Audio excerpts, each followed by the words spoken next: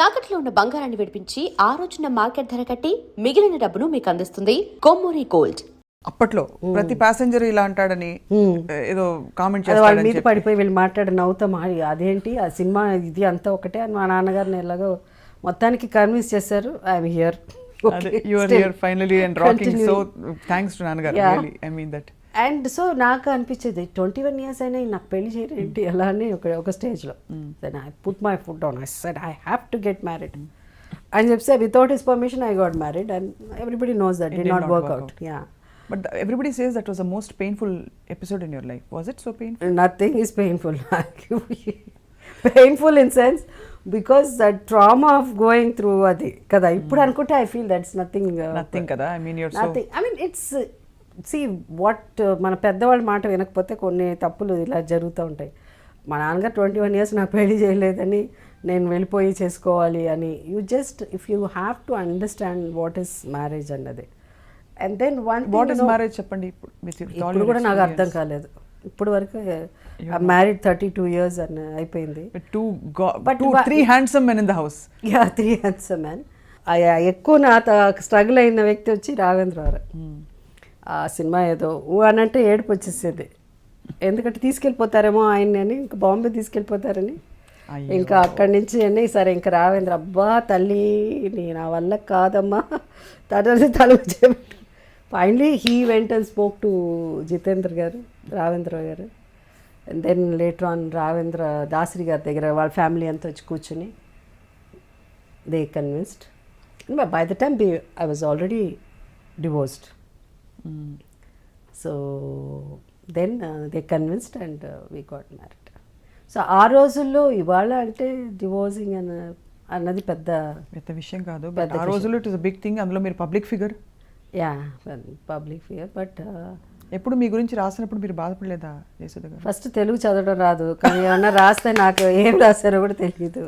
నా దగ్గర వచ్చి ఎవరు చెప్పరు, ఎవరు ఏం రాసినా రాసుకుపోని అన్నారు. బికాస్ మన 99% అబద్ధమే ఉంటుంది, ఏమో నిజం కాదు. ఏవో రాస్తుంటారు, ఏమి వాళ్ళు అమ్మడానికి ఏవో. బట్ సో ఐ డోంట్ పెద్ద ఇవన్నీ పెద్ద ఇదిగా సీరియస్గా తీసుకునేదాన్ని. బట్ తెలుగు ఎస్పెషలీ మన జర్నలిస్ట్ కానీ ఏ రోజు మనుషులు ఎల్లో జర్నలిజం అన్నది ఏదన్నా ఉంటే వాళ్ళు ఏదన్నా లేనిపోయినదాన్ని మన వాళ్ళు ఏ రోజు hats off to them, they are the greatest. నాకు తెలిసి జర్నలిస్ట్ మాత్రం మన తెలుగు దీంట్లో ఎక్కడ లేదు. ఇప్పుడు వచ్చిన తర్వాత ఈ సోషల్ మీడియా వచ్చిన తర్వాత ఈ వెబ్సైట్లు బోల్డ్ వచ్చి మళ్ళీ ఏమన్నా స్టార్ట్ అయింది, కానీ నాకు తెలిసి ఎక్కడా లేదు.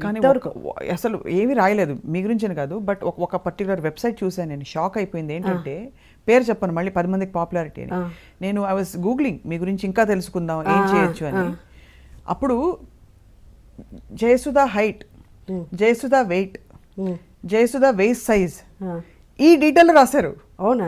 ఒక పబ్లిక్ ఫిగర్ అసలు అవసరమా? ఇస్ దిస్ హౌ మన వాళ్ళని అసలు చడమడ దులుపుదాం అనుకున్నాను పట్టుకుని. తెలుగు వాళ్ళు అంటే అంత తెలుగు వాళ్ళు కాదు, తెలుగు వాళ్ళు కాదు, తెలుగు వాళ్ళు కాదు. సమ్ ఏదో అంటే it's in English the whole website and who runs it we don't know. But అంటే ఏం లేదు, తప్పుడు సమాచారం ఏం లేదు. బట్ ఎలాంటి డీటెయిల్స్ లోకి జనం వెళ్తారో, ఎంత అల్పమైన పనికిమాలి డీటెయిల్స్ లోకి వెళ్తారని ఐ ఫెల్ట్ రియలీ యాంగ్రీ. ఏదో పాపం వాళ్ళు ఏదో రాసుకుపోతారు వాళ్ళు హైట్. ఇప్పుడు జయసుధ హైట్తోనూ పని లేదు, వెయిట్తోనూ పని లేదు. Jayasudha is gorgeous no matter what. ఒకటి ఏంటంటే Jayasudha at 60 years. No please ఆ ఫిగర్ చెప్పకండి మీరు అసలు. అన్ని రాసుకుంటే గారిని ఇన్ రియల్ లైఫ్ చాలా మంది చూడలేదు ఈ తరం జనరేషన్ వాళ్ళు. ఇన్ఫాక్ట్ నేను జర్నలిస్ట్ అయిన నాకు కూడా చూసే అవకాశం కలగలేదు. Is he so handsome? Very handsome. అంటే in person yeah, very handsome. Like of course Krishna గారు కూడా వెరీ హ్యాండ్సమ్, వెరీ హ్యాండ్సమ్. నేను కృష్ణ గారు భయంకరమైన ఫ్యాన్. యా, కృష్ణ గారు ఆల్సో వెరీ హ్యాండ్సమ్ స్టిల్. ఇప్పుడు కూడా ఆయన గ్లో.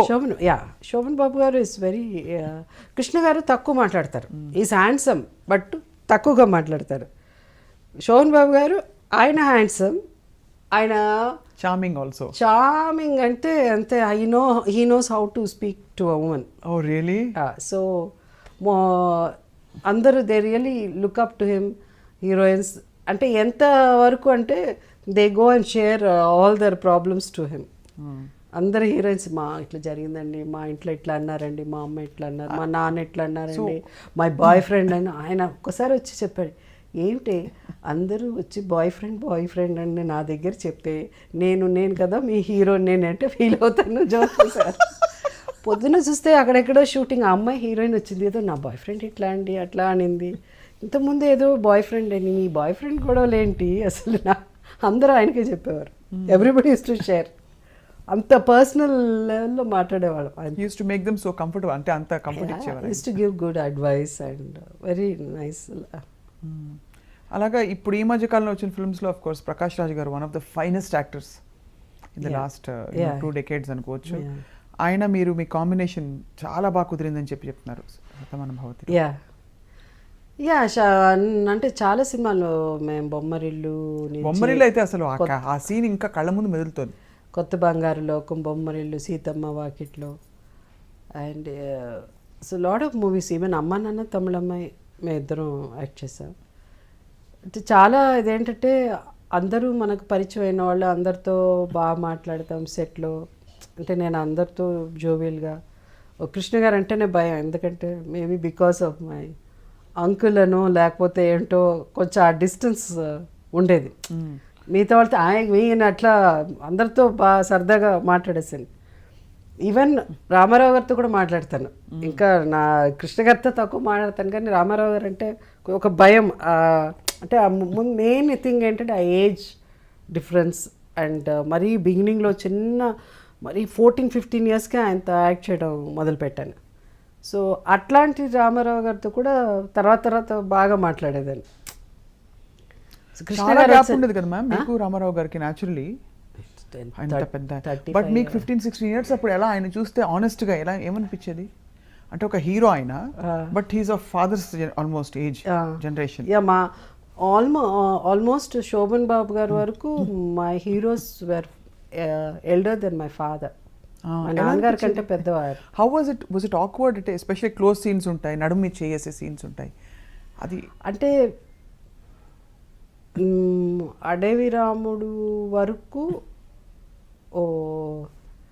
అంటే నేను I was very open about my, నువ్వు ఎవరితో మాట్లాడకూడదు, ఎవరికి ఏం చెప్పకూడదు అని అంటారు కదా. ఇప్పుడు హీరోయిన్ నన్ను వెళ్ళగానే సెట్కి వెళ్ళి మాట్లాడి నమస్కారం పెట్టాలి, ఇట్లా చేయాలి, నువ్వు ఏదున్నా ఎవరినా మాట్లాడితే ఏం చెప్పు, మా అమ్మతో మాట్లాడు, మా నాన్నతో మాట్లాడు అని చెప్పాలి, ఏం మాట్లాడకూడదు, నవ్వుతే నవ్వాలి, ఎక్కువ నవ్వకూడదు, ఇలా చెప్పేవారు. ఇప్పుడు నాకు మా ఇంట్లో కూడా ఇన్స్ట్రక్షన్స్ ఉన్నాయి, మాట్లాడకూడదు అది అని. కానీ నేను మాట్లాడకుండా ఉండలేను. ఉన్నది చెప్పకపోతే I cannot, I have to communicate. So they have to convince me. If they don't convince me I can never act. I cannot be, I always want to be a normal person లాగా. ఎందుకు వీళ్ళంతా సెట్లో ఇలా ఉన్నారు, ఎందుకు వీళ్ళు ఇట్లా మాట్లాడతారు, వాడిని ఎందుకు అంత తక్కువగా చూస్తున్నారు, వీళ్ళకి ఎందుకు చికెన్ తీసుకొస్తున్నారు, వాళ్ళకి ఎందుకు ఒక ఇడ్లీ పెడుతున్నారు, ఇలా టూ మెనీ క్వశ్చన్స్ ఉండే చిన్నప్పటి నుంచే అది. But I was very vocal about it.